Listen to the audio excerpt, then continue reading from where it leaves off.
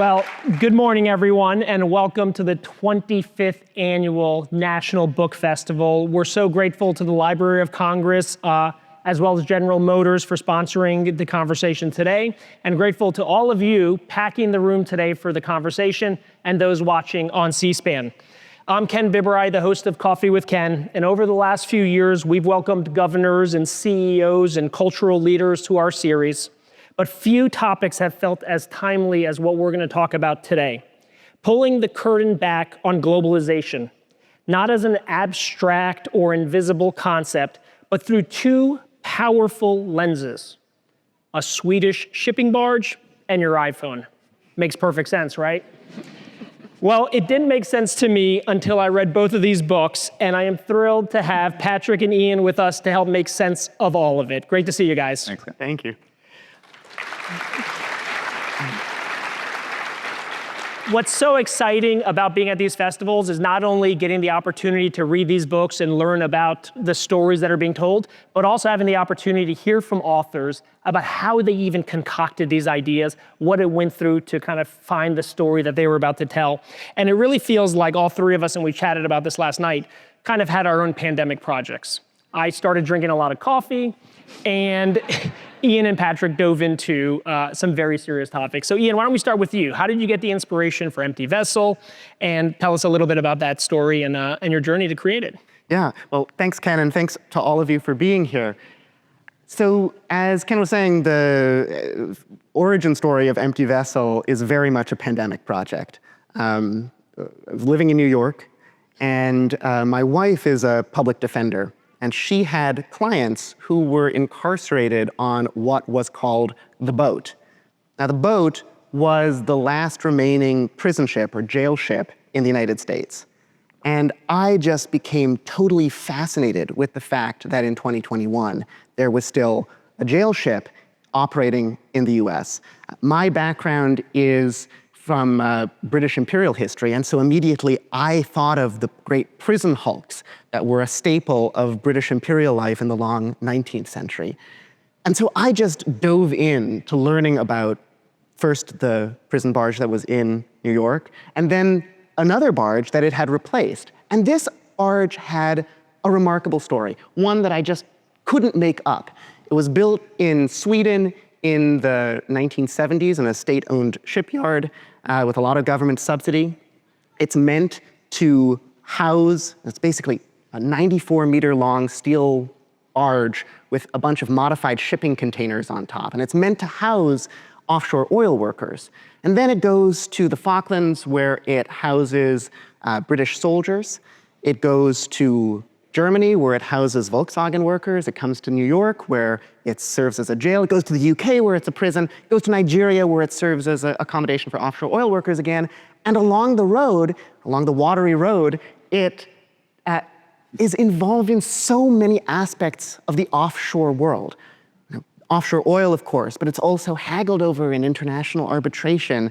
It's owned by the shell companies that are registered in tax havens. It itself is registered in 6 different countries. And what I realized was this was just a remarkable vehicle for talking about the emergence of the offshore world over the past 5 decades. And the result is this book, Empty Vessel. That's amazing. And Patrick, you're in San Francisco. You've been covering tech. How did you get to the point of not covering Apple just for the Financial Times, but deciding to actually dive into creating this book? So I sometimes joke that the book came out of the failure to cover Apple well rather than the success of covering Apple well. What I mean by that is I think usually when a business reporter writes a book, it's sort of like you've written a bunch of hit articles and then you maybe pad it out into a book. And for me, it was really quite the opposite. I found Apple a really difficult company to cover. They are notoriously secretive. Some of my sources worked for both the military and Apple, and they would say Apple was far more secretive than the military. I don't know what that says about our national security.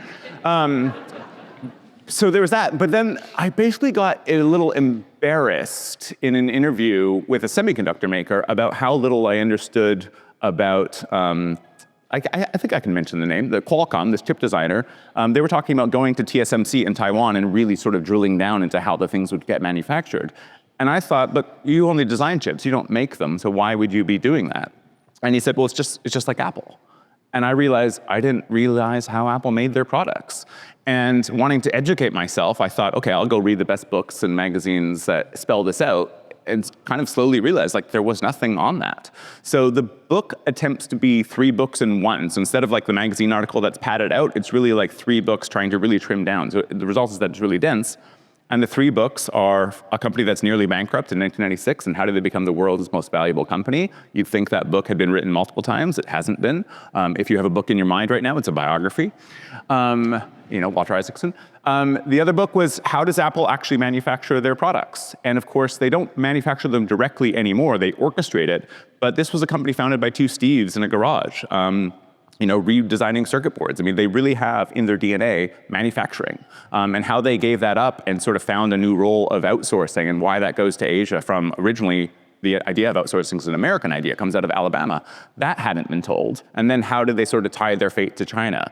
And that hadn't been told either. So the book is just like 3 books in one. Amazing. Ian, one of the threads that I saw in both books was really the role of government.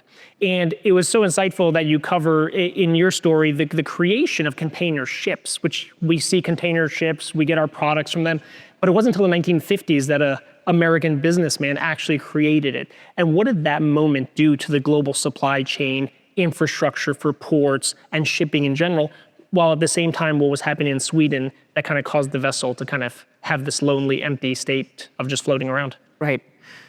So containers have revolutionized global trade. They, in essence, have standardized the way that goods can be moved around the world. Take a standard steel box, and suddenly loading a standard steel box onto a ship, off of a ship, onto a train, onto a truck becomes a much more seamless process.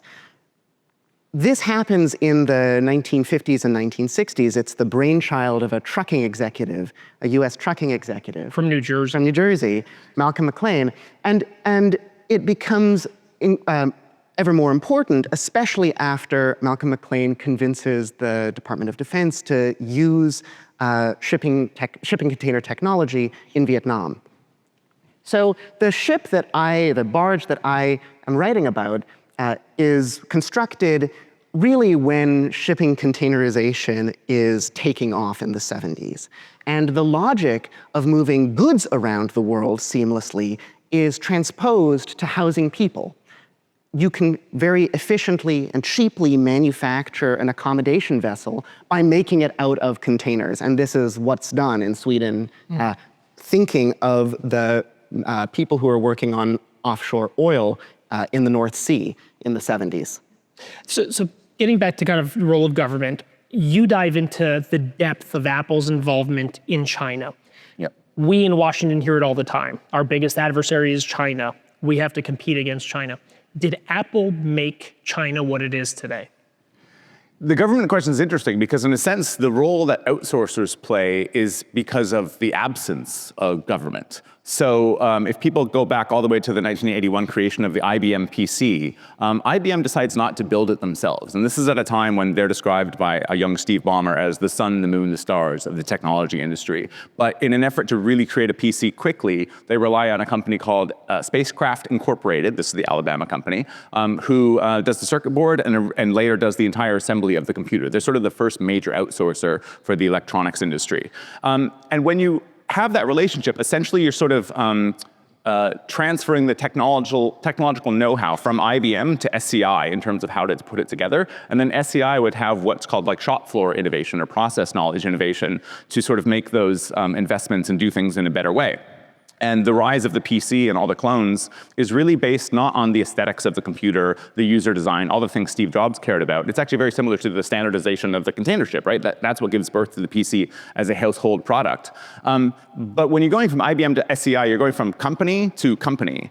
And once the suppliers themselves all start moving to Asia, and then in particular to China, that technological transfer is going from country to country. So I compare Apple, if I'm fast forwarding a little bit, not to someone that sort of just like holds on to the knowledge itself, but actually played the role of Prometheus, handing the gift of fire to China, because through their vast consolidation efforts, I mean, everyone knows the iPhone's made in China, but usually we're totally unfamiliar with just how insane because they're successful, the investments are. And of course, in China, which has become more authoritarian and belligerent since the rise of Xi Jinping in late 2012, the government in China has played a very critical role, sort of allowing Apple to do this, not allowing them to do that, banning certain things. You can't have WhatsApp, you can't have ChatGPT in China, and so forth.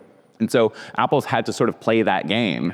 And then in a sort of great irony, we really thought that by investing in China, allowing corporations to invest in China, they would become more like us, right? Maybe a liberal class was going to sort of rise up and maybe overthrow the communists.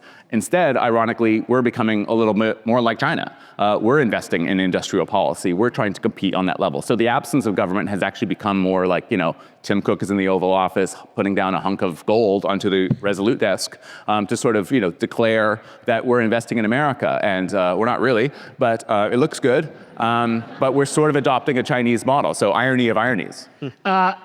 Just to stay on that for just one moment as we think about talent, how many people has Apple educated, trained, and prepared for the future of work, whether it's designing, technologies, manufacturing in China versus the United States? So the number of people that Apple has trained since 2008 is 30 million people, so greater than the labor force of California. The number of people in China alone that are building products on an annual basis in China is 3 million.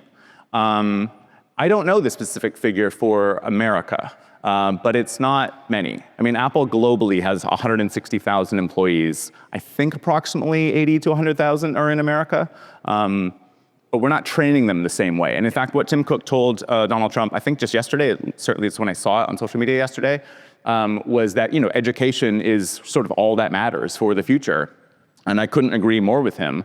But the number of people that have been trained through vocational training, English as a second language, basic math, basically programs designed by Apple, by Foxconn, for workers to sort of undergo after their 12-hour shift in China, that number alone is around 8 million people, according to Apple.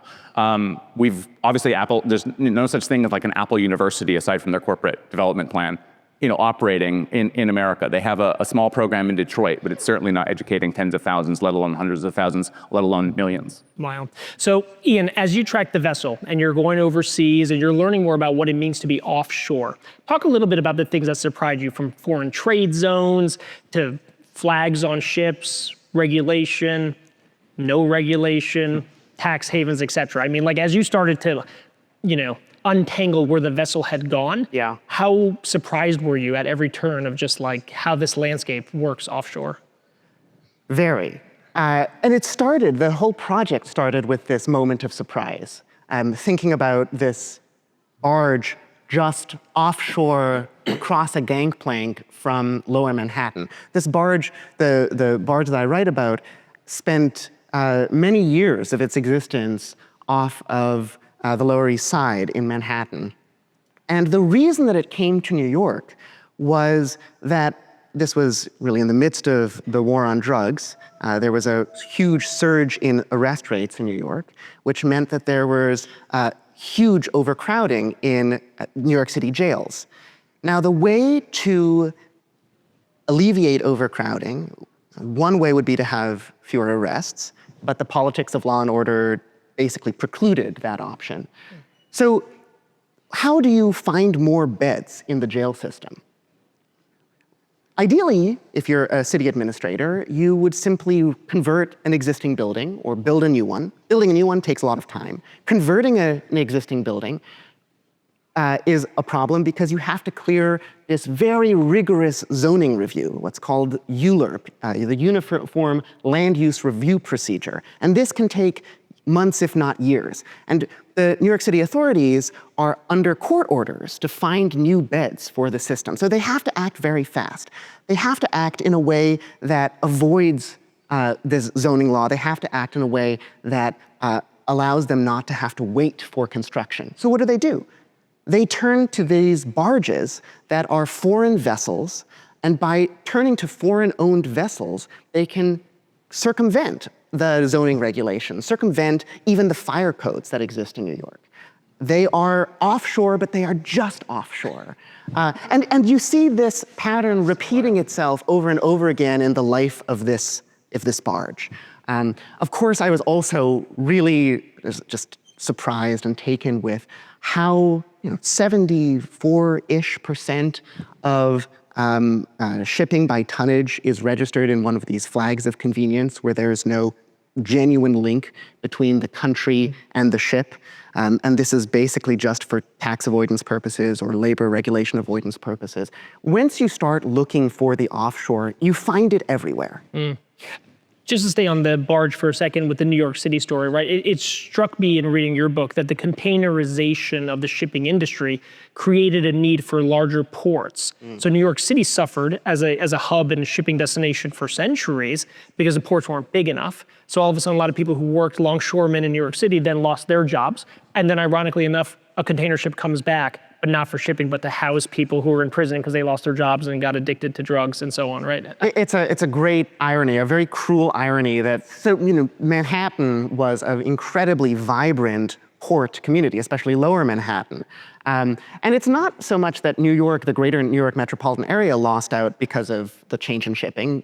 In the 70s, the Port of New York was the busiest by some metrics port in the world. It's just that traffic went to a different part of New York Harbor. It went to the port of Newark or the port of Port Elizabeth across the Hudson in New Jersey. But for those people who were employed as longshoremen or in related trades, we're talking tens of thousands of people in lower Manhattan, those people suffered a really profound economic dislocation. And of course, that area suffered a very profound economic dislocation. And the adjustment to new industries and new sectors was quite difficult for really tens of thousands of people and very much contributed to this area being economically hollowed out for many years. So it's this cruel irony that containerization bypasses this area, and then X number of years later, really just 2 decades later, you get a container ship, but it's not to deliver goods, it's to house people, to accommodate people who have been imprisoned. Unbelievable. I want to point out that both our books are really about the offshore, right? His sort of more directly because you can see the ship, right? Mine's about putting things in a country that doesn't really have the same regulations for human rights, environmental rights, and so forth. So one of the linkages, though, is that I compare Tim Cook, the CEO of Apple at the end of the book, to Jack Welch, the former CEO, late CEO of General Electric. And you probably know this. He once said the ideal manufacturing facility would be on a barge, and it would just travel the world to jurisdictions where the laws were lax and allowed GE to build its stuff. Yeah, that's amazing. As we think about, you were alluding to the US government now getting involved in industrial policy, right? And it started during COVID in President Trump's first term. We need to reshore, stabilize supply chains. President Biden came in, Inflation Reduction Act, CHIPS Act, infrastructure bill, and now the president is, demanding companies reshore and bring factories back. When we think about the magnitude, and it just shocked me in your book, of the investment that Apple has made in China. When the CHIPS Act passed, that was a revolutionary bill for the United States. Talk a little bit about that investment that the US committed to vis-a-vis what Apple was already investing in China. So the US committed to spending $52 billion over 4 years on the CHIPS Act. This is one of President Biden's signature plans. It's a plan to bring back chip fabrication, so making semiconductors to America. The Commerce Secretary at the time called it a once-in-a-generation investment. Apple is investing more than a CHIPS Act in China per year. So the figure is $55 billion per year. This is largely the training costs for the 3 million workers that they have in China, but it's also the extraordinary story of that Apple will purchase billions of dollars worth of machinery, but then of course there's no Apple factory to put it in, right? You can't find a factory with a bitten fruit on the outside. Not an Apple anyway. And so they purchase this machinery and then they put it in their suppliers' factories. And there's hundreds of factories across 4 major industrial clusters in China where Apple does this. And it's pretty stunning because what it allows the suppliers to do, especially 25 years ago, when China, made in China 25 years ago was synonymous with low quality.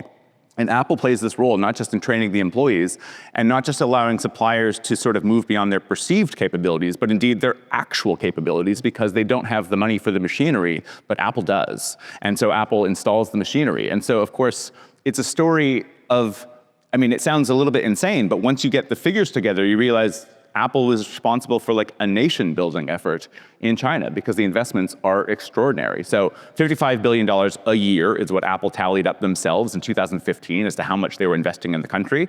And in 2016, just as Donald Trump was going on about the America First platform and telling his supporters to ban Apple, Tim Cook secretly went to Zhongnanhai in May 2016. This is the closest thing to the White House in Beijing, and pledged to multiply that figure for 5 years to invest $275 billion into China from 2016 to 2021. If you convert the Marshall Plan to 2015 dollars, Apple was pledging to invest twice the Marshall Plan in China. And what China did was they created actual ecosystems. I think it's just really important to dive into that. It wasn't just factories. This was about labor. This was about supply chain, infrastructure. Talk a little bit about those ripple effects, because there's a line in the book, and I can't remember who said it. If it's a win-win, China wins twice. Yes.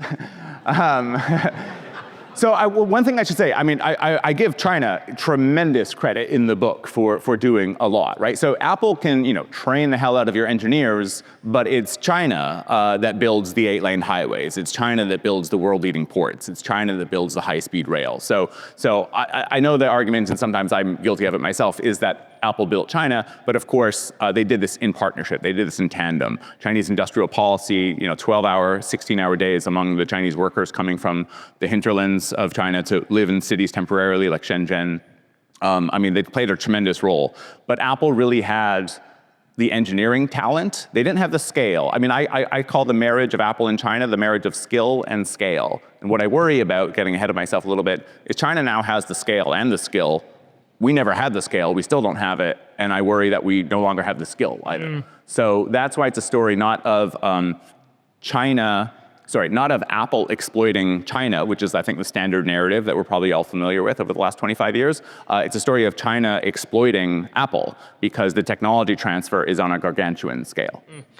When we were together last night at the reception, you made an offhanded comment, which I thought was funny. Don't hate the player, hate the game, right? And it's one of these funny things. And I want to get your perspective on that, but also Ian's, right? Like the game of offshore shipping, like what exists, like what needs to change, and should it or shouldn't it, as we look into the future to create more equity from a human rights standpoint, to strengthen America and our own supply chain and infrastructure?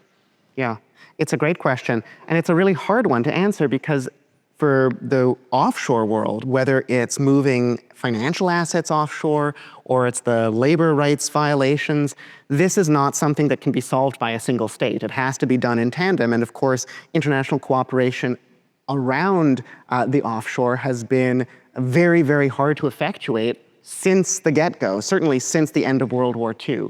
And what we see now is really a race to the bottom. Individual states can attract investment, or can attract wealthy individuals, or it can attract ship owners by offering lower standards, by offering lower tax bills. And there is very little under the current system for anyone to do about that. Now, some people have, including the sociologist Brooke Harrington, have suggested that really one way of confronting some of the issues of the offshore is to shame people or to shame companies that engage in some of the more dubious aspects of the offshore world, to bring more publicity and to really make that publicity have a moral edge. And I think that is one way of moving forward, certainly in the absence of sort of a real global geopolitical will to confront this as a globe. Have I done that? Is that? Yeah, I think so, yeah. And please, like, you brought it up, but I mean, I feel like it just hits on the head, and even to the point about skill and scale, like, this is a live conversation. We're at the Washington Convention Center, the Capitol's one direction, the White House is the other. Yeah. This is a live topic. How should we be thinking about reskilling, reshoring, manufacturing? And I think even in the book or through our conversations, it's not only about China, it's about maybe not just building out a home in America, but allied countries supporting us. And yeah, there's so much to unpack here. One thing I would say is sometimes we're so parochial with our with our laws. And so for instance, like, it can be a major win if you're an environmentalist and you shut down, let's say, a mining operation in the US because it's toxic. But the thing is, the mining doesn't just go away. We still have the mining. It's just that it goes to a place like China that doesn't have the same regulation. And so I don't know if that's a win. I mean, I would certainly want to support, unionization of various factories, and I've been a part of a union in my journalism and so forth. But if you're supporting the unions and that makes things uncompetitive at a cost basis, well, companies choose not to invest in the unions, they'll just invest in a place that doesn't have them. I mean, one of the sort of heartbreaking accounts in the book is actually that Foxconn, the Taiwanese company that's sort of most associated with assembling Apple products, there was a time in the 2000s where it was building the candy-colored iMac, if you remember that, in the Czech Republic, in California, and in China. But what happens is that if you're Apple and you're comparing, in Excel sheets or what have you, sort of the data and the working hours and everything else, the productivity, China just wins out over and over and over. And the Czech site in particular was subject to press scrutiny, worker protests, and a host of things. And Foxconn was just able to get by certain laws. So for instance, if you were to have a mass firing, like if you as Foxconn got rid of more than 30 people in a month, you had to report it to the local labor office.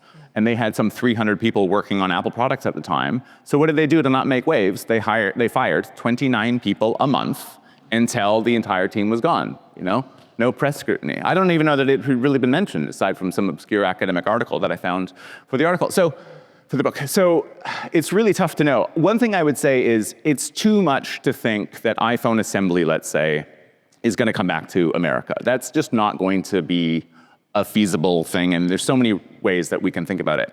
I would be a big advocate for it moving to Mexico, where you get lots of intermediary goods trade between Mexico and America, or India. I realize that maybe the best of all worlds is that it really does come back home, but I think that's unrealistic. I would take the win that if it's going to India or it's going to Mexico, we're at least de-risking from China a little bit. And I don't really have an issue with the US trading with China. I don't have an issue with Apple trading with China. It's the consolidation into one country that is so mind-boggling for Apple, the most sophisticated supply chain company in the world, made the elementary mistake of putting all its eggs in one basket, and the basket turned out to be a surveillance state. Just to stay on that topic for a second, right? Like, could they even go to India or anywhere else, or just trying to hold all the cards, right? Like, we're seeing this massive commitment Tim Cook's making now to the president, $600 billion, et cetera. Yeah.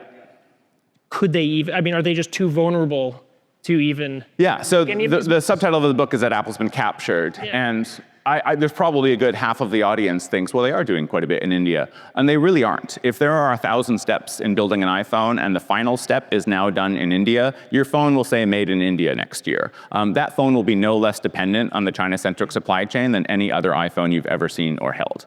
I hope they make major investments in India to go through the whole depth and breadth of the supply chain and really do bulk up their operations. Very briefly, there's 3 big problems with that. 1, Apple has a $70 billion business in China. The Chinese rightfully see the iPhone as an indigenous product. The more that Apple is seen as the poster child of de-risking from China, the more at risk their $70 billion business is. Beijing, since my reporting, has already classified infrastructure, machinery that's headed towards production lines for the iPhone in India, and just canceled them essentially. They're just not allowed to go. People that are Chinese that have the experiential know-how have had their visas revoked, but they just haven't gotten them. China wants manufacturing know-how to be a one-way gate. The technology transfer comes in, it does not leave. And then the third thing is going back to what I said earlier. Yeah, sure, Apple can train the hell out of a bunch of Indian engineers and an Indian workforce and build the dorms, et cetera, et cetera, et cetera. India, unfortunately, isn't doing a good enough job of building the ports, building the 8-lane highways, building the high-speed rail, and so forth. And so, unfortunately, I really do think China was a once-in-a-century partner. That's probably understating it, and I don't know who's going to compete with that. Yeah, Ian, when we were chatting, so much of the conversation circled around this invisible supply chain, this amorphous rules and laws. But even when we were prepping for today's conversation, it was all about physicality, about the physical nature of what we're talking about: ships, people, barges, infrastructure. Talk a little bit about that and how you unpacked it in Empty Vessel. Right. Well, again, the initial impulse for this book started with something that was so inescapably physical. One of the former owners of the barge calls it like a big shoebox. Another, the technical classification is a dumb pontoon. I mean, this is something that rusts, that has a very ancient vacuum toilet system that I won't talk more about. I mean, it's very, very physical. And one of the things that I realized as I was writing it is that so often the language and the way that we talk about globalization is abstract. Financialization, globalization itself, offshoring even. What does it really mean? It's easy to lose track of the fact that it depends on very, very physical objects and very, very physical roles. And it takes something like the Ever Given blocking the Suez Canal during the pandemic for people to really pay attention to physical infrastructure. And so one of the goals of this book was to tell these abstract transformations really through by following a red thread of an intensely, inescapably concrete thing. And I think that's also something that is a nice overlap between both of our books, is thinking about the supply chains, the physicality of supply chains, the physicality of an iPhone. I think it's one of those things where once you start looking for it, it really is everywhere. And once you start, for me, talking to people who lived aboard this ship, whether they were prisoners or oil workers or soldiers, what they remember is the physicality. What they remember is the fire retardant, incredibly ugly curtains, the creaking as the ship went back and forth in the Falkland Islands, how the wind would rustle through, in England when a part of the roof blew off down the jetty. I mean, these are the things that people really remember, the physicality of the offshore. Yes, unbelievable. As we think about what you were chatting about with Sweden having this investment, the Swedish government kept working on the shipyard, right? And then at some point they just had to stop. And then we look at China and they're making generational decade investments and not thinking about are they making money on it or not. What's the role of government in kind of either propping up, supporting, or investing in a longer term horizon? Well, this is the tricky thing about democracies, is that in Sweden there was a ton of political pressure to keep up what were fundamentally unprofitable industries like shipbuilding. There was a tremendous amount of pressure for the government to support the Swedish shipbuilding industry, even as many buyers of large vessels were turning to places like South Korea that just had much cheaper labor forces and much lower wages and indeed much cheaper supply chains. And indeed, for every krona that the Swedish government was throwing into shipbuilding, the Swedish economy was growing less than a krona. And so it was a losing proposition, but one that ultimately took many years to turn around. And the vessel, I should say, is born in one of these nationalized Swedish shipyards that was supported basically because of these political imperatives. There's a lot of talk here about shipbuilding in America again, right? Absolutely. Well, China has 200 times the shipbuilding capacity that America has, which is a mind-boggling statistic that you hope you misheard it or something. Yeah.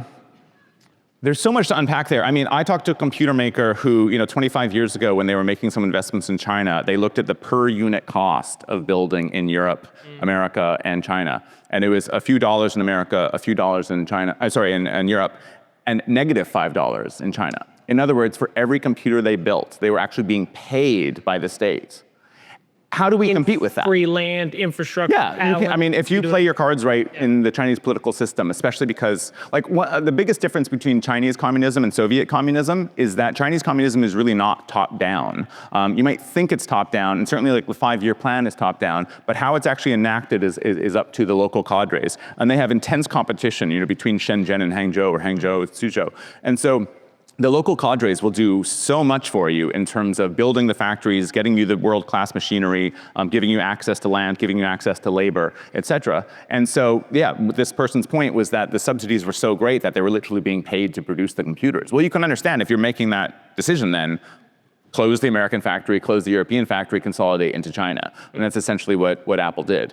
I don't know how we compete with that, right? There's something wildly ineffective about how China operates, but it's wildly inefficient, but wildly effective, something that sounds contradictory. I believe there are 80 different EV companies, electric vehicle companies in China right now. Probably only 5 of them will make it, but those 5 will have gone through a sort of evolutionary Darwinian struggle to become totally world leading. And we're already seeing that. BYD outsells Tesla. And I think at least 1 out of every 2 EVs in the world is Chinese. Whereas we still talk about Solyndra, right? This failed company that the US government invested in the Obama-Romney debates. So this is a big deal.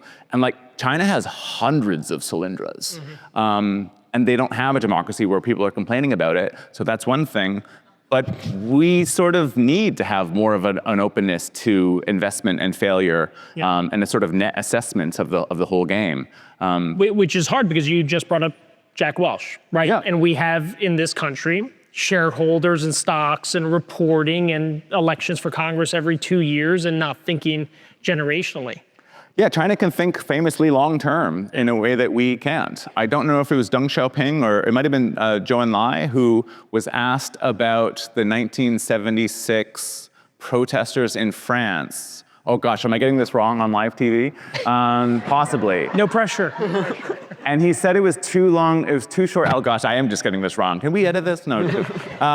But anyway, China thinks famously long term, such that someone famously said something that it hadn't been long enough to tell, but they thought the question was about something that had happened 200 years ago rather than 4 years ago. I'm clearly butchering this. But we get what you're saying. But the point is made. Yeah. What's unique about both of you is you're a journalist, you're a historian. And I want to spend a few minutes because there's a lot of aspiring authors out here. Let's talk a little bit about method, right? Like the Empty Vessel is like micro history. Talk a little bit about your process, your style for writing it, and then I want to hear from you, Patrick. Yeah. This was, before this book, I had been writing very much in an academic style. I'd written another book about an economist that was geared really at academics. And this book was a little bit more experimental for me. It is also much more recent history. The thing that is wonderful about using the tools of history to write about the more recent past is that you're primed to look for archival materials, but then you're overwhelmed with the number of sources that are potentially available to you. So, for me, I had previously been writing about people who really are long since dead. And this time, you can just call people up and ask them. It's hard to overestimate how much time you spend in an archive thinking, I pretty much know the answer to this question, but I need to find that document that tells me, am I right? And this time, most of the people who are mentioned by name in this book are alive. And so you can just call them up. And this was during the height of the pandemic that I started working on this book. And I was at home in, the kitchen, and everyone was at home in the kitchen, bored out of their minds. And so I can't imagine, the pandemic was an awful time. It was also an incredibly fertile time to call people up and say, hey, tell me about that barge you were on in the 80s. And people were delighted to talk about this. So the book draws from the sort of more traditional sources that academic historians use: government records, company records, legal cases, newspaper clippings, of course. But it also makes use of interviews, or what card-carrying historians might call oral histories. And so I just collected as much as I possibly could, and tried to stitch all of those sources together. And before Patrick goes, in a few minutes, we're going to open it up to audience questions, and there's 2 microphones here, so if folks want to slowly start lining up, we'll kind of make sure we save some time for folks to ask questions. Okay, so Ian's largely talking about my statecraft, right? Which is just talking to people, and I spoke to more than 200 people with Apple experience for the book. But the biggest high I got, to sort of flip the table, is I came across more than 1,000 pages of internal documents at Apple that had been made public technically through court discovery, but no journalist had written on them or discovered them. And it was 15 months before the book was going to go on sale. And so it was just like, I hope no one finds this. And they didn't. And I spent something like 60 hours going through the material, and sometimes there was just so much that all I could do is search, and I would search for terms like highly confidential, and just go through all of those documents. We're talking about emails from Tim Cook to the board, a deposition of Tim Cook that lasts 3 hours, depositions of about 8 different executives, internal analysis of Huawei as a competitive threat, Apple's own acknowledgement that their products basically weren't living up to the standards that Huawei was then setting at a lower price. I mean, just remarkable stuff. So this is the sort of stuff that I think an academic or a journalist just absolutely dies for. And I was just, so enthralled by doing that. So really what makes the book is the interviews, but then to sort of substantiate it with all these internal documents was just, chef's kiss. And as you guys both dove in, I mean, how surprised were you that so many of these stories were just never told? I mean, like, even reporting on Apple, right? You acknowledge it, right? Like the depth of the manufacturing, the ecosystem, like none of that has been told. I mean, it really hasn't been. Yeah. I realize it sounds like an overstated case because I think arguably Apple is the most covered corporation on the planet. I mean, find me another company where there's 6 to 12 blogs just devoted ostensibly to their daily coverage. Places like the New York Times literally have an Apple reporter, right? I mean, it's a global company, there are global reporters. And yet we've somehow all, and I'm indicting myself here in the 4 years as an FT reporter for Apple, really just missed the fact of how they make their products, right? How the sausage gets made is a really important part of the story. And if that's somehow not convincing, just consider that when Steve Jobs, probably the greatest product visionary of the last century, passes away, who becomes Apple's CEO? It's the guy who heads operations. fascinating. Well, you know, in a certain way, I'm not too surprised that no one has written this story about this Brandon Barge. Apple, it is not. But you know, one of the things, the Offshore is receiving quite deservedly more and more attention, certainly among academic historians and journalists alike. And I think that what I felt was surprising, the lacuna that I felt was surprising, was, again, the physicality of how all of these processes fit together. Because the thing that was so lucky about finding this particular barge is just how many abstract processes touch upon its life. And I think that you can find 3 or 4 with lots of ships or lots of objects in the world, but to find 7 or 8, that's a lucky find. And I think it reveals something that is